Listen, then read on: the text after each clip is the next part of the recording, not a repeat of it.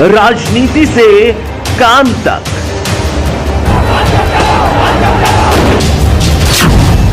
अपराध से अंजाम तक, खेत से खलिहान तक, अब हर खबर पर होगी हमारी नजर। पाइए सीधा अपने मोबाइल पर। आप जिस जगह पर बैठे हुए हैं ये पढ़ने की जगह है, पढ़ाने की जगह है, सीखने की जगह है, सिखाने की जगह है। और इल्म यानी शिक्षा, एजुकेशन, कहते हैं कि ये शेरनी का दूध होता है, जो पीता है दहाड़ता है। और जहालत यानी अनपढ़ होना, शिक्षा का न होना, जिससे कायरता पैदा होती है, बुज़दिली पैदा होती है। चार आदमियों के बीच में बैठकर बातें नहीं कर सकता और किसी ऐसे मकाम पर नहीं जा सकता जहाँ के रहने वाले, जहाँ पर बसने वाले लोग पढ़े लिखे हों, शिक्षित हों। इसलिए हम 21वीं सदी में जो जी रहे हैं ये पढ़ने लिखने की सदी है। ये पढ़ने लिखने की सदी है। जो पढ़ेगा वही दौड़ेगा और जो नहीं पढ़ेगा वो बैठा रह जाएगा। दुनिया में या समाज में, किसी भी सोसाइटी में उसका कोई मकाम नहीं है। तो इसलिए आपके इलाके में जो भी एजुकेशन संस्थानें हैं उससे फायदा उठाएं, ज्यादा से ज्यादा फायदा उठाएं। और जो सरकारी योजनाएं हैं उसके बारे में हमें इल्म होना चाहिए, मालूम होना चाहिए और भरपूर तरीके से उससे फायदा उठाना चाहिए। ये आपका हक है, अधिकार है। ये सरकारें जो दे रही हैं वो अपनी जेब से नहीं दे रही, ये आप ही का पैसा है, यहाँ के लोगों के टैक्स का पैसा है, जो अमीरों से लिया जाता है, गरीबों पे खर्च किया जाता है। यही इस्लाम का भी कंसेप्ट है कि उनके मालदारों से लो, उनके गरीबों पे खर्च करो। तो ये जो सरकारी स्कूल है, सरकारी संस्थान होते हैं, ये जनता के टैक्स से चलते हैं और गरीब जनता पर उस पर खर्च होता है। तो ये जो स्कूल है जो सरकार की तरफ से चलाए जाते हैं, खास पीएम श्री कंपोजिट विद्यालय, ये मेरे ख्याल से सेंट्रल गवर्नमेंट की तरफ से चलाया जाता है। ये स्पेशल स्कूल है और आपके गांव के अंदर है, जबकि हर गांव में स्कूल नहीं होते हैं। ये स्पेशल स्कूल इस लिहाज से है कि सेंट्रल गवर्नमेंट की तरफ से चलाया जाता है। जिसकी भी सरकार आएगी वहां पे होगी, वहीं से ये संचालन किया जाएगा। इसका ताल्लुक मेरे ख्याल से कम या बहुत कम राज्य सरकार से है। तो इससे आपको फायदा उठाना चाहिए। और जैसे कभी इस स्कीम के बारे में पीएम श्री कंपोजिट स्कूल के बारे में जो बताया गया है कि इसमें क्या सुविधाएं हैं, क्या सहूलियात हैं, और प्राइवेट स्कूलों में जो सहूलियात होती हैं उससे कहीं ज्यादा इस तरह के स्कूलों में दी जाती हैं। आपने सुना, तफसील के साथ हमारे सर ने बताया, तो उसे आप ध्यान में रखें।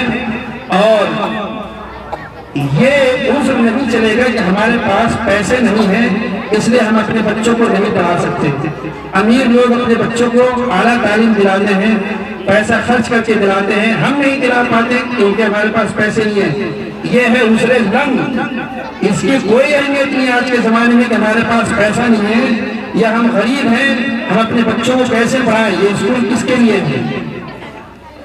राज्य सरकारों के स्कूल हो या सेंट्रल गवर्नमेंट के स्कूल हो, ये किसके लिए है? ये सबके लिए, कोई भी पढ़ा। लेकिन जो लोग शिकायत करते हैं कि हमारे पास पैसे नहीं है, हम गरीब हैं, हम कैसे अपने बच्चों को पढ़ाएं, तो उनके लिए सरकार का को इंतजाम करना सरकार के लिए जरूरी है और ये किया भी है। तो अगर हम इससे फायदा नहीं उठाते तो इसका मतलब ये है कि हम शिक्षा को लेकर गंभीर नहीं हैं, हम अंधकार में हैं।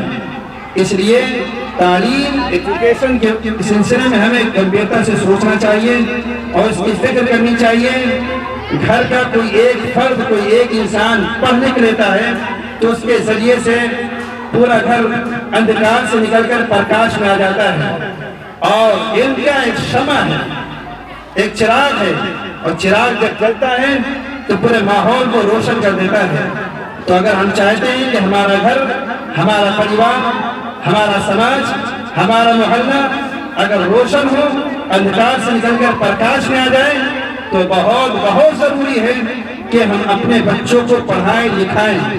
और जब बच्चे पढ़ेंगे और जैसी शम्मा होगी, शम्मा अगर अच्छी जल रही होगी तो रोशनी दूर तक पहुंचेगी, और अच्छी जल रही होगी तो और दूर तक पहुंचेगी। तो ये बच्चे की کے ذہن کے اوپر ہے، اس کی ذاتی صلاحیت کے اوپر ہے کہ ان کو ہم کس طریقے سے ڈیل کرتے ہیں اور پڑھائی کے میدان میں کس طریقے سے انہیں پڑھاتے ہیں۔ یہ ہر جگہ چاہے پرائیویٹ ادارے ہوں یا سرکاری ادارے ہوں، پڑھائی کے ہر جگہ یہ کاہلی سستی گارجن کے اندر پائی جاتی ہے۔ ہم لوگ پرائیویٹ اسکول چلاتے ہیں، وہاں بھی حال وہی ہے جو سرکاری اسکولوں کا ہے۔ ہفتے بھر، 2 ہفتے، 3 ہفتے، مہینہ بھر ہو جاتے ہیں، بچے پڑھنے نہیں آتے ہیں۔ تو یہ شکوہ سرکار کرے یا پرائیویٹ اسکول کے ادارے کریں، دونوں جگہ یہی ہے۔ اس کا مطلب یہ ہے کہ جہاں پیسہ دے رہے ہیں وہاں بھی یہی بیماری ہے، اور جہاں پیسہ نہیں دے رہے ہیں، فری میں شکشا گرہن کر رہے ہیں، وہاں بھی یہی بیماری ہے۔ اور یہ بیماری ہم بچوں کے اندر ڈال رہے ہیں کہ وہ ناغہ کرے۔ کیسے بچہ ناغہ کر سکتا ہے؟ شادی 1-2 دن کی، 3 دن کی ہوتی ہے، ہفتے 2 ہفتے 3 ہفتے لگا دیتے ہیں، رشتہ داروں کے یہاں جاتے ہیں، کئی دن تک وہاں رہتے ہیں۔ بچوں کی پڑھائی خراب ہو رہی ہے، کوئی پرواہ نہیں۔ 2 نمبر کم آ جائیں، لٹ اسی کو اوپر بجاتے ہیں، نمبر کم کیسا آ گیا؟ کیا ہم نے اپنی پچھلی ہسٹری کھول کر دیکھی کہ ہم نے کتنا ناغہ بچے سے کروایا؟ چھوٹے بچے وہ ڈیپینڈ ہوتے ہیں اپنے ماں باپ پر، آپ جتنا ناغہ کرائیں گے اتنا ناغہ کریں گے۔ تو اس لیے میری گزارش ہے، یہاں جتنے بھی ابھیبھاوک بیٹھے ہوئے ہیں، گارجن بیٹھے ہوئے ہیں، کہ پڑھائی لکھائی کے تعلق سے ہلکی سی چوک یہ صدیوں تک جو ہے وقت ہمیں سزا دے گا، اور ایک مرتبہ پڑھنے لکھنے کا جو وقت گزر جاتا ہے دوبارہ پھر وہ وقت نہیں آتا ہے۔ 2 دوست تھے، اسی پر میں اپنی بات ختم کرتا ہوں۔ ایک دوست کا نام وقت تھا اور دوسرے دوست کا نام دولت تھا۔ برسوں ہو کے ملاقات ہوئے، ایک مرتبہ کسی چوراہے پہ ان دونوں دوستوں کی ملاقات ہوئی اور ہینڈ شیک ہوا، مصافحہ ہوا، بولے کہ جی کیا حال ہے، خیریت ہے۔ دولت اور وقت ان دونوں میں آپس میں بات چیت ہوئی، اور جب جانے لگے تو دولت نے وقت سے کہا کہ متر اب تو جا رہے ہو، اب آئندہ کہاں ملو گے؟ تو اتفاقیہ ملاقات ہو گئی، اب آئندہ اگر ہم آپ سے ملنا چاہیں تو آپ کہاں ملیں گے؟ تو دولت نے کہا کہ ہم جب ایک بار آتے ہیں تو دوبارہ نہیں آتے، ایک بار جب ہم چلے جاتے ہیں آ کر تو ہم دوبارہ نہیں آتے، ہم دوبارہ نہیں ملتے۔ پھر وقت نے پلٹ کے دولت سے پوچھا کہ اگر ہم آپ کو ڈھونڈے تو کہاں ملیں گے؟ تو اس نے کہا ہمیں کسی بھی بینک میں جا کے دیکھنا، ہم وہاں مل جائیں گے، کسی بھی شیخ کے یہاں چلے جانا، ہم وہاں مل جائیں گے۔ تو دولت ایک بار چلی جاتی ہے، دوبارہ آ سکتی ہے۔ آج کا کنگال کل کا امیر بن سکتا ہے، لیکن اگر وقت آپ کی زندگی کا اگر 1 منٹ نکل گیا، 1 گھنٹہ نکل گیا، 1 سال نکل گیا، تو یہ وقت دوبارہ نہیں آنے والا ہے۔ اس لیے وہ لوگ پچھتا رہے ہیں جو پڑھنا لکھنا جنہوں نے نہیں سیکھا، وقت انہیں بھی ملا۔ اوپر والے کی طرف سے انیائے نہیں ہوتا ہے، نیائے سب کے ساتھ ہوتا ہے۔